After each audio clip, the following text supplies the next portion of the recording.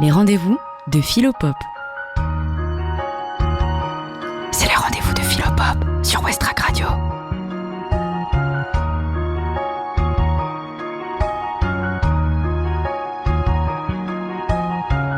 Bonjour à tous. Je voudrais vous parler aujourd'hui de la mémoire. C'est une question qui nous intrigue. Il est assez souvent admis que la mémoire est une question de médecine, plus précisément de neurologie. Mais suffit-il d'observer ce qui se passe dans le cerveau, par exemple grâce à cette nouvelle technique comme l'imagerie par résonance magnétique, l'IRM, pour comprendre la mémoire? Suffit-il de repérer les zones du cerveau qui sont en activité quand elles s'exercent pour en connaître la nature? Alors, pour mener à bien cette réflexion sur la mémoire, je m'appuierai sur la lecture du dernier ouvrage du philosophe Paul Ricoeur, qui a pour titre « La mémoire, l'histoire, l'oubli », paru la première fois en 2000 aux éditions du Seuil. Mais considérons d'abord la mémoire à partir de ce que chacun d'entre nous peut en dire. On décrit la mémoire comme une capacité mentale qui permet de conserver des informations et des souvenirs et ainsi de les restituer. On dira que j'ai une bonne mémoire si je me souviens du dernier film que je suis allé voir au cinéma. C'était en septembre, je crois bien, avant le deuxième confinement. Si je peux raconter les détails de cette histoire, citer le nom des acteurs, etc., etc. Alors, on distingue la mémoire en tant qu'elle désigne une capacité, on dit aussi une faculté, des souvenirs auxquels elle se rapporte, ou qu'elle cherche à retrouver. La mémoire se dit ainsi au singulier, tandis que les souvenirs sont désignés au pluriel. Au sens large, les souvenirs désignent toutes les choses du passé que j'ai perçues ou que j'ai apprises. Ils se rapportent à des événements singuliers, à des états de choses, à des situations qui ont eu lieu fréquemment. Ainsi, le narrateur de la recherche du temps perdu écrit au début de la recherche « Longtemps je me suis couché de bonne heure ». Ou encore, il se rapporte à des choses apprises ou acquises, des savoir-faire, des savoirs, comme des règles de grammaire, des tables de multiplication, les signaux du code de la route, les capitales des différents pays, etc., etc. Si nous approfondissons l'analyse, nous voyons qu'il faut distinguer deux manières pour la mémoire de se rapporter aux souvenirs. D'un côté, il y a la mémoire spontanée, par laquelle j'évoque un souvenir qui me vient instantanément à l'esprit. On dit alors qu'il survient. Un exemple, alors que je me promène, la conversation que j'ai eue hier avec un ami me revient à l'esprit. Et puis, de l'autre côté, il y a la mémoire qui recherche un souvenir. Elle est ici une capacité qu'on exerce. Et son exercice s'avère souvent laborieux. Il exige des efforts, car il se heurte à des difficultés, à des obstacles, et souvent il échoue. Un exemple, je cherche le titre du film que j'ai vu récemment, je ne parviens pas à le retrouver. La mémoire nous apparaît donc souvent comme une faculté défaillante, et nous en mesurons la fragilité et le manque de fiabilité. Je crois me rappeler de telle ou telle personne, mais je m'aperçois bientôt que je la confonds avec une autre. Je dis alors que la mémoire me trahit. Elle est en effet source d'erreurs et d'illusions. Je n'arrive pas à me rappeler le numéro de code d'entrée de mon immeuble alors que je le connaissais par cœur et je risque de passer la nuit dehors. Ici, j'échoue effectivement à me remémorer ce numéro. Ainsi, d'un côté, la mémoire peut s'égarer en croyant se souvenir, et puis de l'autre, elle peut échouer dans son effort pour se remémorer. Alors, les défaillances de la mémoire sont d'autant plus regrettables qu'elles s'avèrent nécessaires pour nous situer, pour agir dans le présent et nous orienter dans notre vie. Et pour en mesurer l'importance, il suffit de réfléchir sur une expérience aussi banale, aussi simple et régulière que l'expérience du réveil. Que se passe-t-il quand je me réveille? J'ouvre les yeux, je reviens à moi, et le monde me réapparaît. Se réveiller, c'est ainsi se retrouver en pleine mémoire. C'est renaître identique. C'est renouer avec l'expérience du monde qui m'entoure, ce monde que j'ai quitté en m'endormant. Sans la mémoire, comment cela serait-il possible? Il a bien fallu que le savoir que j'ai de moi-même et du monde soit conservé, pour que je puisse ainsi le retrouver à mon réveil.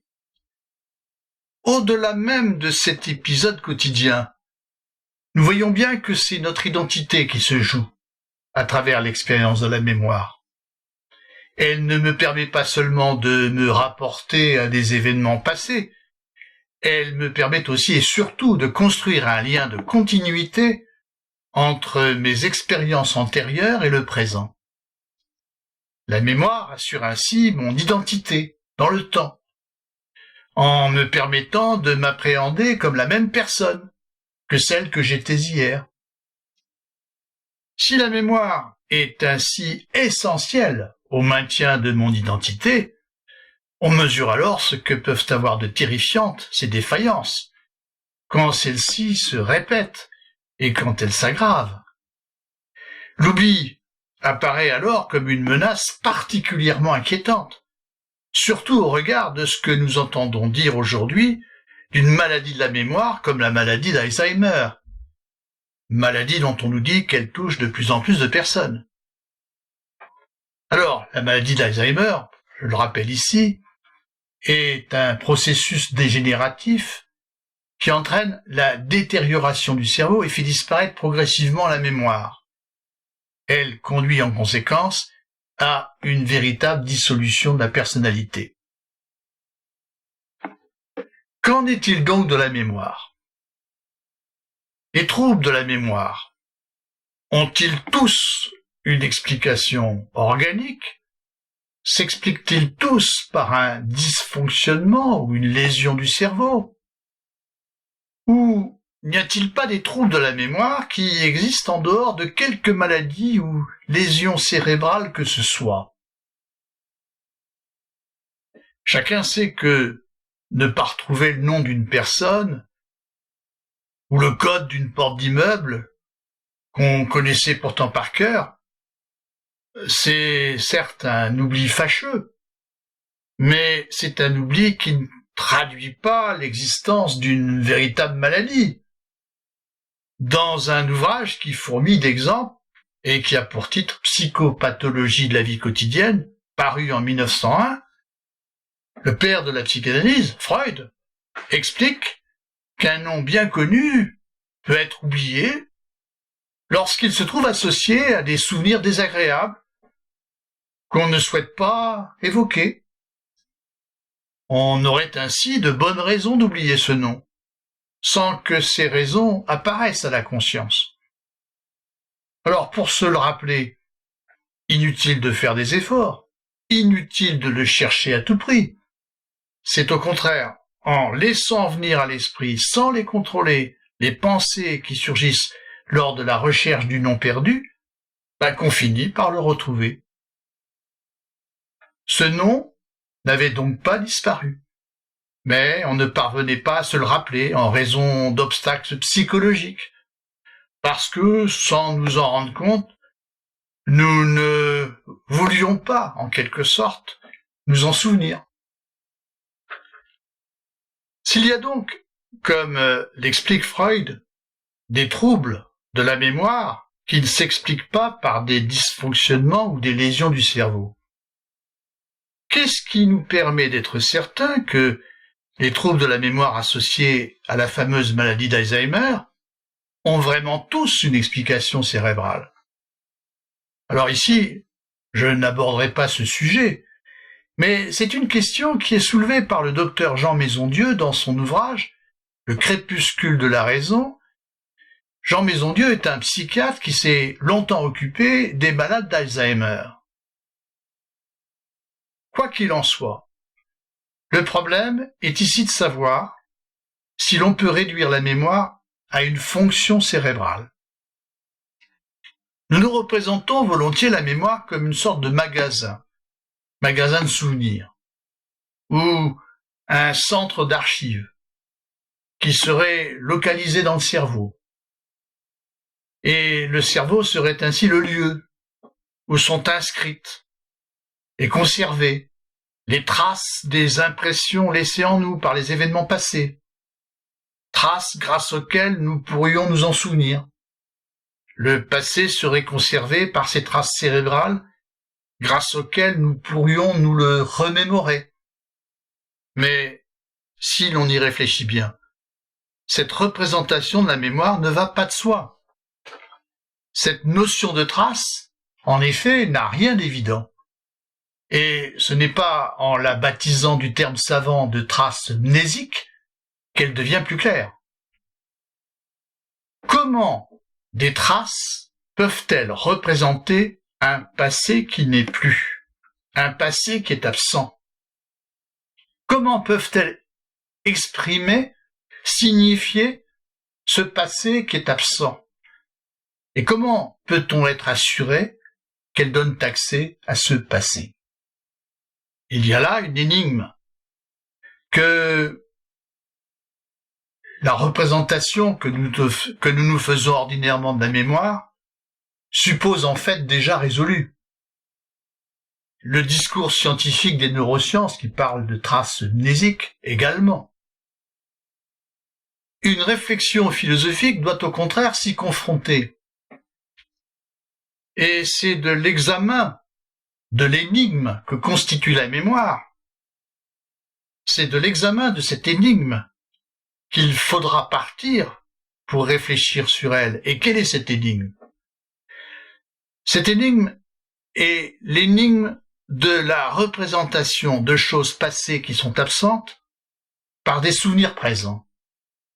Eh bien, il faut partir de cette énigme si nous voulons éclairer la nature de la mémoire et aborder les problèmes qui en découlent. En fait, comme nous allons le voir, il n'y a pas seulement une énigme, il y en a deux. La mémoire a pour ambition de connaître un passé en se le représentant fidèlement. Mais comme on l'a vu, elle s'avère souvent défaillante. D'une part, elle risque de se tromper, de s'égarer, de ne pas représenter le passé qu'elle prétend connaître, et puis d'autre part, elle risque de se heurter à l'oubli. Dans le premier cas, ce qui fait problème, c'est son rapport de représentation du passé. Le souvenir que j'ai d'un événement passé, lui est-il bien fidèle? Et puis dans le deuxième cas, ce qui fait problème, c'est le lien qu'elle prétend établir avec ce passé qui a eu lieu avant elle. Est-ce qu'elle est vraiment capable d'atteindre ce passé qui lui est antérieur? Parviendra-t-elle à retrouver ce passé qui n'est plus? Il y a deux énigmes. Première énigme, comment peut-elle représenter fidèlement quelque chose d'absent? Deuxième énigme, comment peut-elle se rapporter à quelque chose d'antérieur? Ces deux énigmes sont à la source de deux problèmes différents qu'il faut distinguer même s'ils sont enchevêtrés. Il y a d'abord un problème théorique. Est-ce que la mémoire peut vraiment connaître le passé qu'elle prétend atteindre, qu'elle prétend représenter? Et puis il y a ensuite un problème pratique. Est-ce qu'elle est capable de retrouver ce passé? Et il s'agit ici d'évaluer son efficacité. Alors, comme nous allons le montrer, la réflexion sur la mémoire a d'abord commencé par l'examen du premier problème.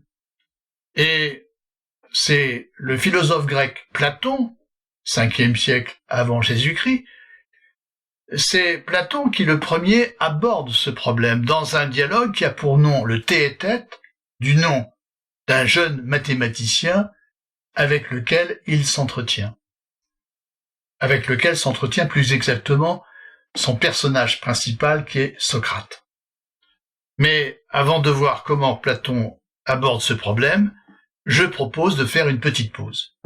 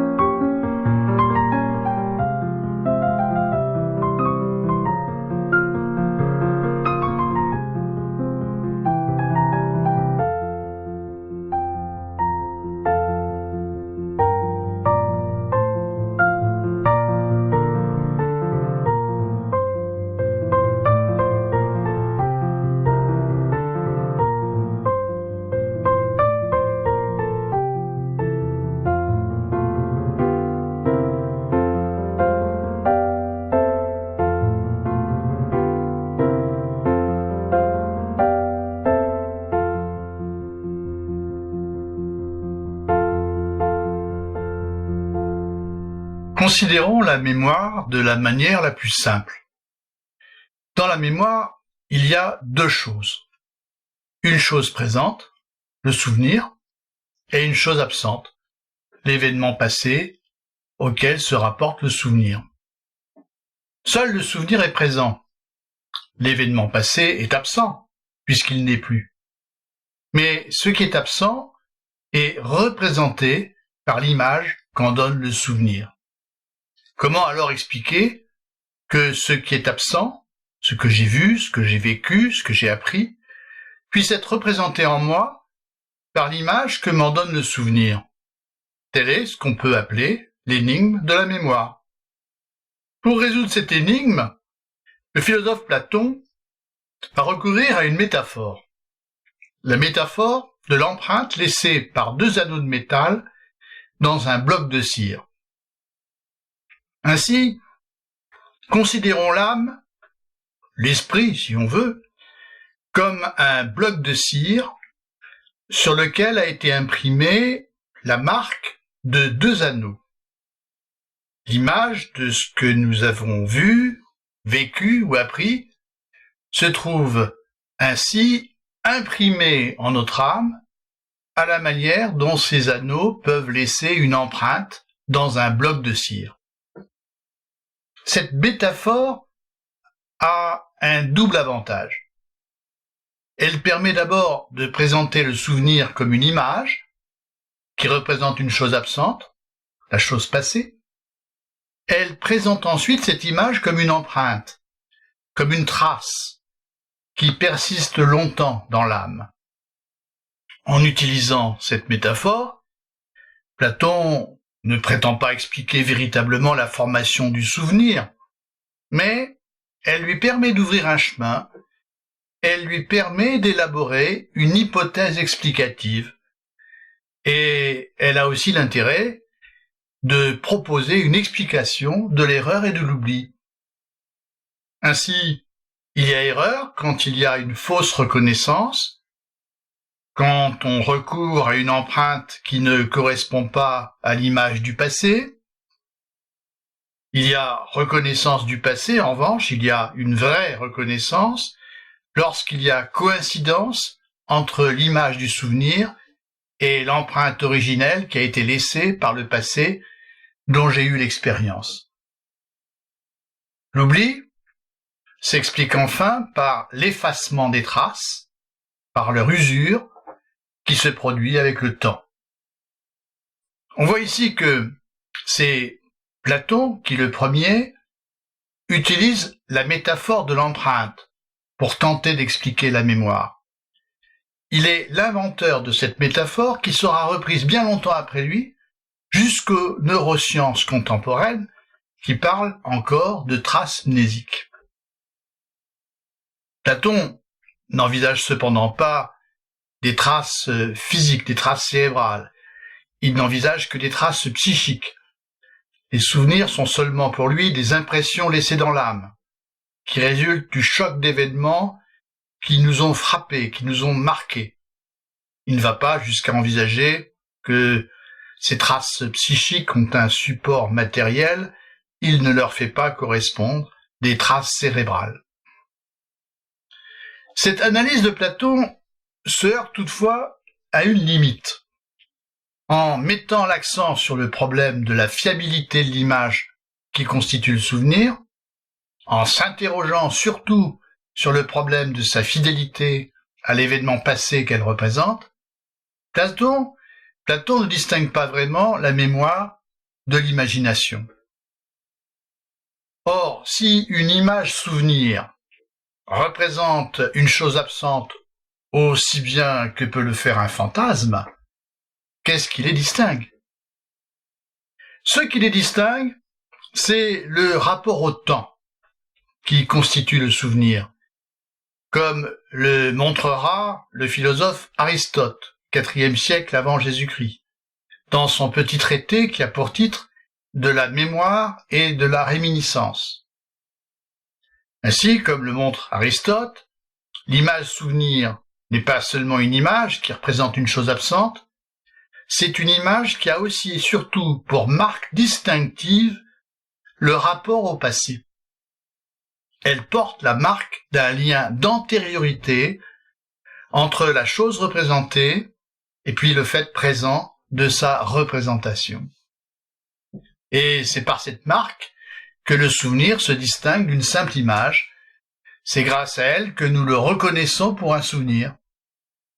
Comme l'écrit aussi le philosophe Bergson dans son ouvrage Matière et mémoire, qui paraît en 1896, en même temps qu'il est un état présent, le souvenir est quelque chose qui tranche sur le présent. Si donc je synthétise les analyses de Platon et d'Aristote, on peut dire qu'Aristote continue la voie tracée par Platon, eh bien on voit que le souvenir est à la fois et en même temps deux choses. Il est l'effet présent d'une chose qui nous a marqué antérieurement et qui a laissé en nous une empreinte durable, une trace, Il est aussi, en même temps, en tant qu'image, le signe de cette chose absente et antérieure qu'il représente. Il est donc à la fois l'effet présent d'une cause antérieure, sa trace, et puis le signe qui témoigne de cette cause en la représentant.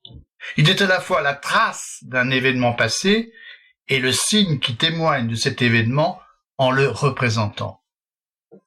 Alors en utilisant la métaphore de l'empreinte, à laquelle Aristote ajoutera celle du dessin, Platon et Aristote ne prétendent pas résoudre véritablement sur le plan théorique l'énigme de la représentation d'une chose absente et antérieure par le souvenir. Ils aident seulement à la penser. Ils permettent de la formuler. À partir de là, il est possible d'aborder le problème des défaillances de la mémoire que nous avons eu l'occasion d'évoquer. Je rappelle ici qu'il y a deux types de défaillances. D'une part, la mémoire prétend connaître le passé en donnant une représentation fidèle. Or, souvent, cette représentation est infidèle et elle peut même être purement illusoire. D'autre part, la mémoire prétend accéder au passé, elle prétend retrouver ce qui a été vu et vécu antérieurement. Or, ce qui a été vu et vécu risque de s'effacer et de disparaître. La métaphore de l'empreinte, utilisée par Platon, indique que cette empreinte, en effet, peut s'effacer, et avec elle l'image de la chose passée. Ici, donc, la question de l'oubli se pose.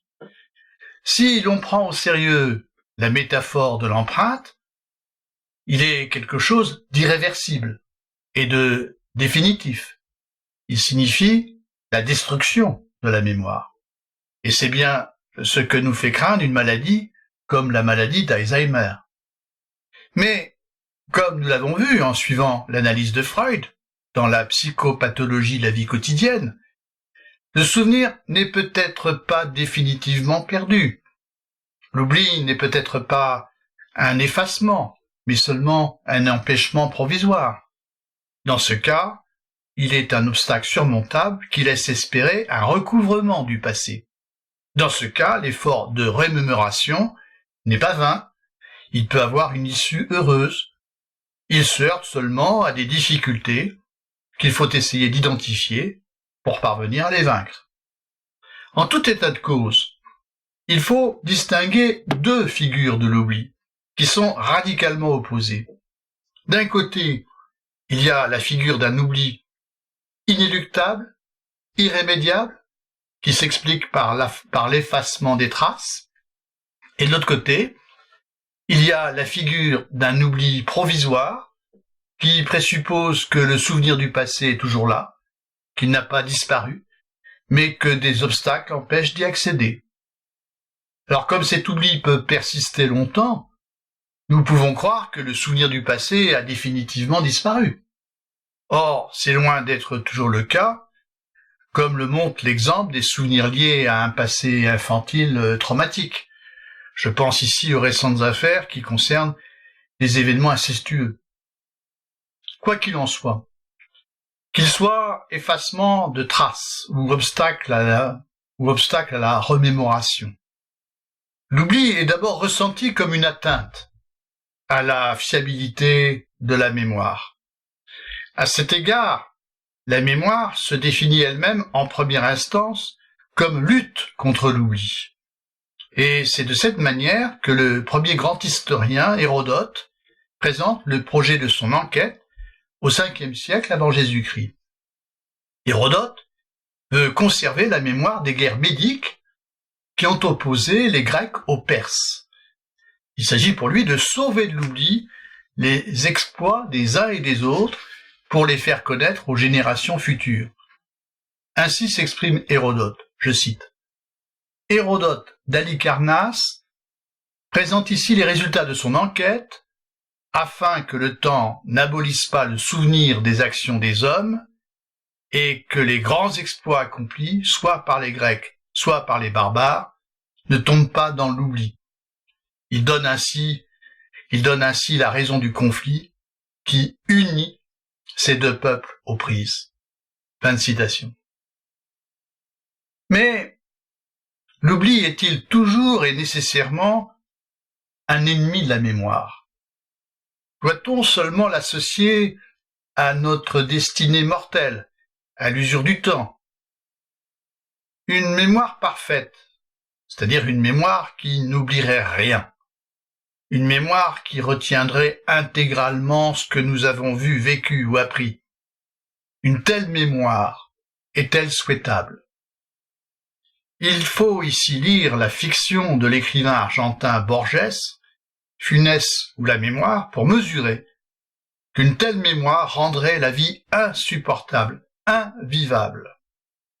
Borges raconte ainsi la vie de Funès, qui est devenu, à la suite d'un accident, incapable d'oublier. Je cite. « Sa perception et sa mémoire étaient maintenant infaillibles. D'un coup d'œil, nous percevons 3 verres sur une table. Funès, lui, percevait tous les rejets, les grappes et les fruits qui composent une treille. » Je vais plus loin. Non seulement Funès se rappelait chaque feuille de chaque arbre, de chaque bois, mais chacune des fois qu'il l'avait vu ou imaginé. Ainsi, comme on le voit, la mémoire de Funès est véritablement engloutie dans une infinité de détails. Funès est devenu incapable d'abstraire, de sélectionner. Il est devenu, en conséquence, incapable de penser, car, comme le dit Borges, penser, c'est oublier les différences, c'est généraliser, abstraire. Dans le monde surchargé de Funès, il n'y avait que des détails presque immédiats. Fin de citation.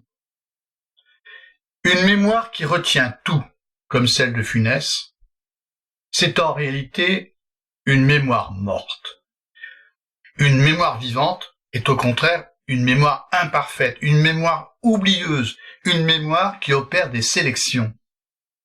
Et c'est à cette condition seulement qu'elle peut se renouveler, se transformer, qu'elle peut travailler, qu'elle peut remettre en cause ce qu'elle a autrefois imaginé du passé. On voit par là qu'il est absurde de comparer, comme on le fait souvent, la mémoire humaine à la mémoire accumulative d'un ordinateur qui conserve intégralement les informations qu'on a stockées en lui. On ne devrait pas appeler mémoire la capacité des ordinateurs de conserver l'information, car il leur manque précisément l'essentiel de ce qui constitue la véritable mémoire, qui est de sélectionner les souvenirs et par conséquent d'oublier. C'est donc bien à tort qu'on fait de l'oubli l'ennemi de la mémoire, à moins de l'envisager seulement comme un effacement irréversible du souvenir, comme une destruction des traces du passé. Si au contraire on l'envisage comme le résultat d'une sélection, eh bien loin d'être la mort de la mémoire, l'oubli apparaît alors, au contraire, comme la condition de sa vitalité. Et comme le note enfin Paul Ricoeur, si on souligne exclusivement les défaillances de la mémoire, si on ne voit l'oubli que comme un dysfonctionnement ou un phénomène d'usure, eh bien on passe à côté de l'essentiel, à savoir que la mémoire est notre seul mode d'accès au passé. Il faut bien mesurer ce point. Si on peut reprocher à la mémoire de s'avérer peu fiable et souvent défaillante, c'est bien parce qu'elle est notre seule et unique ressource pour signifier le caractère passé de ce dont nous déclarons nous souvenir. Certes, rien ne peut me prouver absolument que lorsque je prétends reconnaître un événement passé, mon souvenir correspond vraiment à une expérience qui a eu lieu. Mais, comme le dit Paul Ricoeur, nous n'avons pas mieux que la mémoire. Nous n'avons pas mieux que la mémoire pour signifier que quelque chose a eu lieu, que cela s'est réellement passé, avant que nous déclarions nous en souvenir. Rien ne peut remplacer la mémoire. L'historien aura beau s'en méfier, il aura beau en dénoncer le caractère partiel et partial, il ne peut pas s'en passer. C'est d'elle qu'il doit partir pour mener son travail d'investigation sur le passé. L'histoire se construit sur la base de témoignages qui se réfèrent à un passé.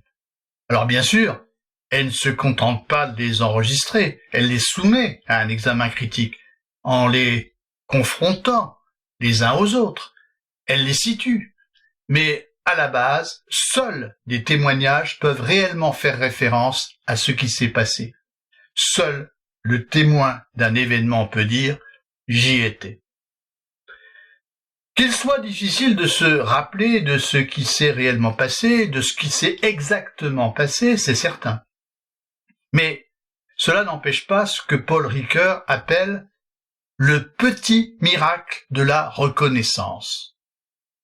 Comme il y a une énigme de la mémoire, il y a un petit miracle de la reconnaissance. Que veut dire Paul Ricoeur par cette expression? Simplement le fait que lorsque je me souviens, je reconnais l'événement passé qui a imprimé ma mémoire. C'est bien cela, c'est bien lui. Ainsi s'exclame celui qui se souvient d'un événement ou d'une personne, au moment même où il s'en souvient, au moment où il apprécie la conformité de l'image de sa mémoire avec ce qu'il a vu ou vécu autrefois. Il reconnaît alors ce qu'il a déjà vu. Il reconnaît ce qu'il a déjà vécu. La connaissance du passé se donne ainsi dans la mémoire comme une reconnaissance. La reconnaissance vient ainsi couronner l'effort de recherche du passé, mais également les retrouvailles fortuites qu'il m'arrive de faire soudainement avec lui, comme c'est le cas par exemple dans le fameux épisode de la petite Madeleine évoqué par Marcel Proust dans La recherche du temps perdu. Tout se passe ici comme si la chose passée, que je croyais disparue, réapparaissait. Je la reconnais, je la retrouve. La reconnaissance renforce alors ma conviction que le passé n'était pas perdu et que son empreinte a été laissée en moi jusqu'à ce que je le retrouve en image.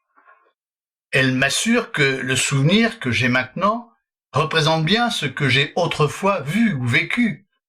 Et cette certitude se maintient en dépit des déconvenues, en dépit des fausses reconnaissances dont j'ai pu être victime en d'autres occasions. Et si, comme nous l'avons vu, il est impossible de résoudre théoriquement l'énigme de la représentation d'une chose passée absente par le souvenir, la reconnaissance, le phénomène de la reconnaissance en est la résolution effective. La reconnaissance est la solution pratique qui m'assure que mes souvenirs représentent bien un passé. Et c'est grâce à elle que je peux présupposer de manière rétrospective qu'il a bien fallu que quelque chose demeure de l'impression laissée par un événement passé pour que je m'en souvienne maintenant. Si l'image du passé me revient maintenant, c'est que je ne l'avais pas perdu. Si je retrouve le passé et le reconnais, c'est que son image avait survécu en moi. L'oubli n'était donc rien de définitif. Tout le problème est alors de savoir comment s'explique la survivance en nous des images du passé. C'est ce problème que nous aborderons après la pause.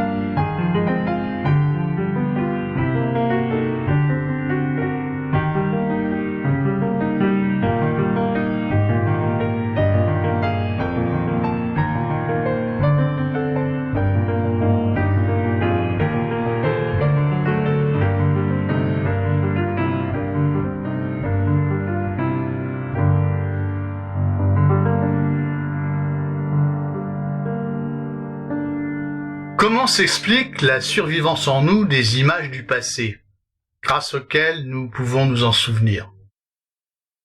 Il faut revenir ici à la notion de trace. Comme nous l'avons vu, la métaphore de l'empreinte déposée sur un bloc de cire élaboré par Platon suggère l'idée qu'il y a dans notre âme des traces des événements passés qui nous ont affectés et ont laissé une impression durable. Toutefois, il faut ici rappeler que pour Platon, il s'agit là seulement de traces psychiques. À ces traces, il ne fait pas correspondre l'existence de traces matérielles comme des traces cérébrales. Ce qui n'est pas le cas pour nous aujourd'hui. Nous pensons aujourd'hui volontiers qu'à la base des souvenirs, il y a des traces cérébrales. Or, peut-on expliquer la persistance de ces souvenirs par l'existence de telles traces? Les souvenirs sont-ils des images inscrites matériellement dans le cerveau qui en seraient ainsi le réceptacle? Il semble qu'on en ait la confirmation avec une maladie comme la maladie d'Alzheimer, puisque lorsque le cerveau est atteint, les souvenirs disparaissent. Qu'il y ait une localisation cérébrale des souvenirs, nous sommes enclins à le penser depuis que Paul Broca, un neuroanatomiste français, a montré en 1861 que lorsqu'une région du cortex située au niveau de l'hémisphère gauche est atteinte, eh bien on perd l'usage de la parole. Peu de temps après lui, c'est le neurologue allemand Karl Wernicke qui découvre qu'on ne peut plus comprendre le sens des paroles qui nous sont adressées lorsqu'une autre région de l'hémisphère gauche est atteinte. Et aujourd'hui, grâce à la technique de l'IRM, on peut repérer que les différentes sortes d'activités de la mémoire, déclarative, épisodique, sémantique, se rattachent à une région cérébrale et parfois à plusieurs. Par exemple, l'activité de la mémoire épisodique, c'est-à-dire la mémoire des souvenirs situés dans un contexte temporel, eh bien cette activité dépend surtout de la région de l'hippocampe. Alors certes, les neurosciences n'en restent pas à l'idée sommaire de trace. Elles préfèrent la notion d'engramme, qui désigne une modification moléculaire engendrée par l'expérience. Mais pour l'essentiel, elles ne rompent pas fondamentalement avec cette idée. Selon elles, on doit pouvoir observer les effets dans le cerveau des expériences qui ont été vécues. Alors, pour mener leurs investigations, ces sciences ont besoin de postuler qu'il y a donc dans le cerveau des traces ou des engrammes, peu importe ici la dénomination, qui soient consécutifs d'expériences passées. Cette démarche est tout à fait légitime, mais à la condition toutefois de ne pas oublier qu'il s'agit là d'un postulat. Mais comme nous l'avons dit au départ, la notion de trace est problématique. Rien n'autorise à conclure qu'une trace matérielle, comme une trace cérébrale, témoigne d'un passé absent. Une trace matérielle existe au présent. Elle s'observe. Elle ne porte pas la marque d'un passé. On ne peut pas la confondre avec un souvenir. Elle n'est pas quelque chose comme un souvenir matériel.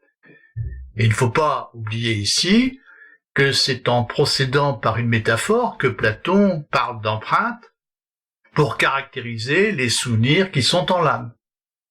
Et il ne faut pas non plus oublier que c'est seulement grâce au phénomène purement mental de la reconnaissance qu'on peut attester du fait que ces souvenirs représentent un événement passé. Que des traces témoignent en elles-mêmes d'un passé, on ne peut donc le dire en toute rigueur que de ces traces très particulières que sont les souvenirs, que de ces seules traces psychiques qu'on ne peut pas confondre avec des traces cérébrales. La mémoire ne peut pas exister sans le cerveau, c'est un fait, mais c'est un fait qui n'implique pas que l'activité de la mémoire s'explique seulement par des processus cérébraux. Les neurosciences expliquent ces processus qui sous-tendent l'activité de la mémoire. Elles montrent ce qui se passe dans le cerveau lorsque nous nous souvenons. Elles expliquent ce qui fait que nous nous souvenons.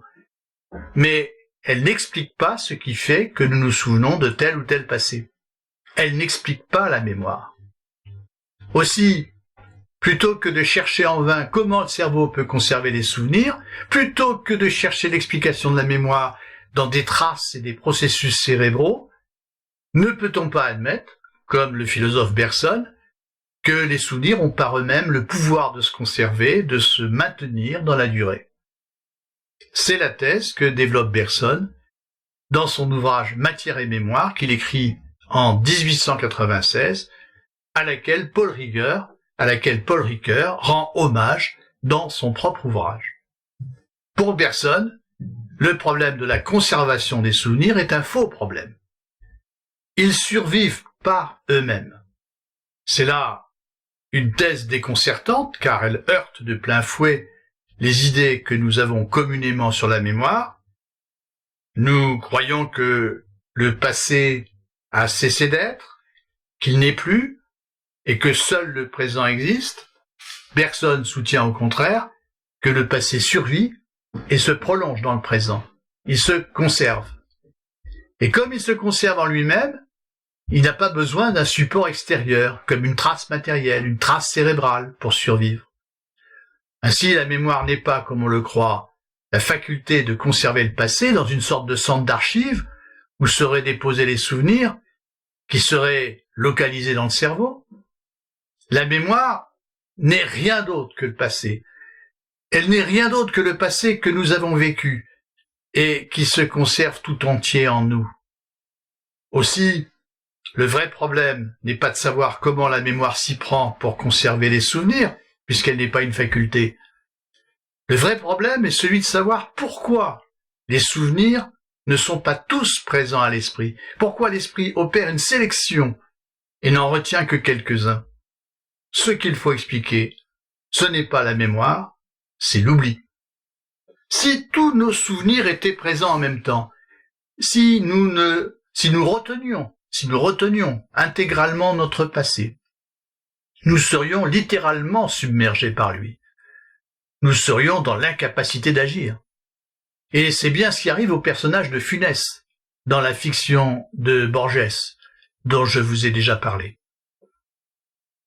Il est nécessaire d'oublier pour agir et pour s'adapter aux tâches du présent. L'oubli a ainsi une fonction pratique. La conscience ne retient que les souvenirs qui lui sont utiles. Elle refoule tous les autres pour qu'ils ne troublent pas l'action. C'est là que le cerveau joue un rôle. Sa fonction n'est pas de conserver les souvenirs, sa fonction est de les rappeler pour les nécessités de l'action présente. Le cerveau joue ainsi le rôle d'un filtre. Il fait obstacle à l'actualisation du passé dans son intégralité et ne laisse passer que les souvenirs utiles au présent. La détérioration du cerveau a des conséquences, mais ce ne sont pas celles que nous croyons. Elle ne fait pas disparaître les souvenirs. Elle les empêche. Elle empêche de les rappeler. Ainsi, l'amnésique n'est pas un homme dont les souvenirs ont disparu, c'est un homme qui ne peut plus les rappeler.